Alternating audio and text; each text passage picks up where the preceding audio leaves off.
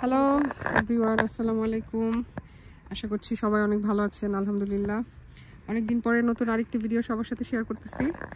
আজকে চলে আসছি আমাদের প্লটে, এখান থেকে সবার সাথে নতুন আরেকটা ভিডিও শেয়ার করব। এই জায়গাটা আসলে পুরা আমার কাছে ফিল হয় যে আমি বাংলাদেশের কোনো একটা গ্রামে চলে আসছি, যেখানে হচ্ছে সবাই গ্রামীণ চাষিরা, যারা আমাদের চাষি ভাইরা আছেন, ওনারা শাকসবজি চাষ করে। ঠিক এইরকম একটা ফিলিংস আসে, কারণ আমি যেদিকেই তাকাই, ডান বাম যেদিকেই তাকাই, এদিকেই শুধু সবজি। এটা দেখেন কত সুন্দর একটা সবজি গাছ। এটা সম্ভবত বাঁধাকপি হতে পারে, না বাঁধাকপি কিংবা হচ্ছে ফুলকপি, দুটার একটা হবে, জানি না এটা কি এখনো, কারণ ভিতরে দেখা যাচ্ছে না, কিছু নাই, শুধু পাতাই আছে।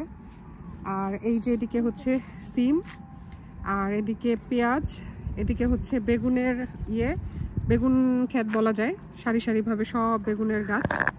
মানে আসলে জায়গাটাতে আসলে এত ভালো লাগে, মানে অসাধারণ অসাধারণ। পুরা বাংলাদেশের একটা ভাইব মানে এখান থেকে পাওয়া যায়। এই যে দেখেন একটা আঙ্গুর গাছ, কি সুন্দর।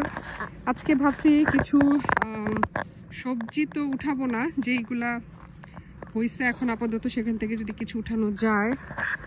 এই যে দেখেন এখনো আসলে এখানে সামার আসতে এবারে একটু লেট হয়ে গেছে, সামারটা খুব ডিলে এবার। এই যে দেখেন কত সুন্দর সুন্দর এই ধরনের ক্যাপসিকাম টাইপের, এগুলো সম্ভবত ক্যাপসিকামই, হ্যাঁ গ্রিন ক্যাপসিকাম।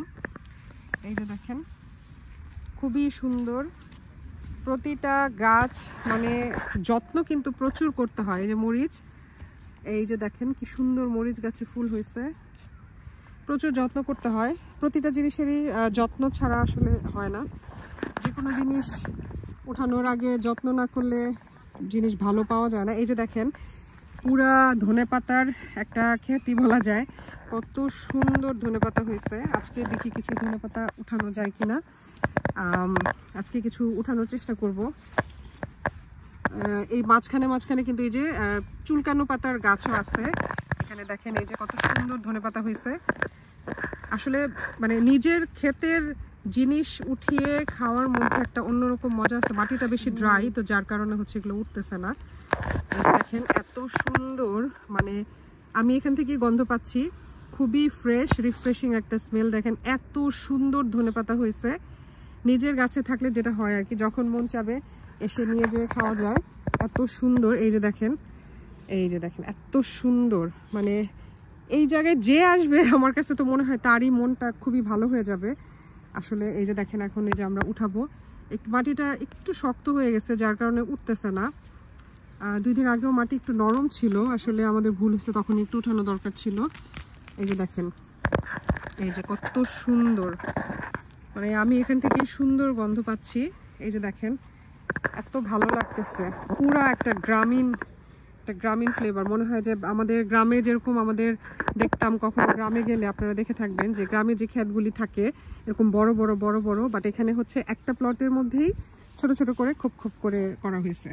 লন্ডনের মতো জায়গায় যে আসলে এত সুন্দর আমরা মানে চাষবাস করে খাই, আমাদের এত ভালো লাগে। আসলে চাষ না ঠিক, এটা শখের বসেই সবাই করে।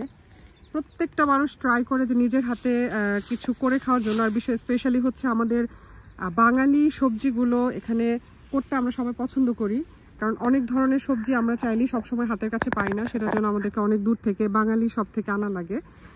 তো তাই ভাবলাম যে সবাই মানে যেহেতু আসছি এখানে, তো আপনাদের সবার সাথে ছোট্ট করে একটু শেয়ার করলাম আর কি। তো এই ছিল আজকের একটা ছোট্ট ভিডিও। কোরিয়ান্ডার হারভেস্ট করতে চাইছিলাম, বাট মনে হয় না আজকে সম্ভব। তো ঠিক আছে, সবাই ভালো থাকবেন। আর আপনাদের কাছে সবার কাছে ভালো লাগলে, আপনারা যারা যারা গার্ডেনিং করতেছেন, যাদের এরকম প্লট আছে, যারা নিয়েছেন, যারা লন্ডনে থাকেন, প্লটে চাষ করেন, তারা আমার সাথে কমেন্ট বক্সে বলবেন ইনশাল্লাহ কার কে কীরকম গাছ লাগিয়েছেন। তো সবাই ভালো থাকেন, সুস্থ থাকবেন আশা করছি। নেক্সট ভিডিওতে আবার দেখা হবে। আল্লাহ হাফেজ, আসসালামু আলাইকুম।